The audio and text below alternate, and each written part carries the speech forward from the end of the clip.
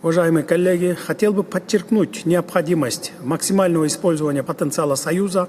Урматтуу кесиптештер, биримдиктин потенциалын максималдуу пайдалануу жана өлкөлөрүбүздүн ортосундагы өз ара кызматташуунун деңгээлин жогорулатуу боюнча биргелешкен чараларды көрүү зарылдыгын белгилегим келет.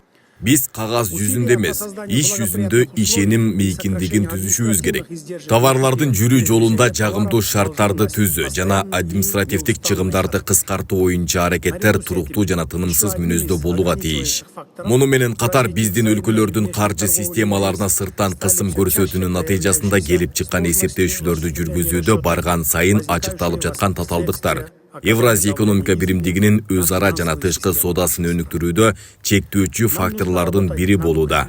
Биз соода экономикалык өз ара аракеттенүүнү жүзөгө ашырууда. Евразия экономика биримдигинин рыногунун катышуучуларынын керектөөлөрүн камсыз кылып, колдой ала турган финансылык инфраструктураны бекемдөөнүн үстүндө иштешибиз керек.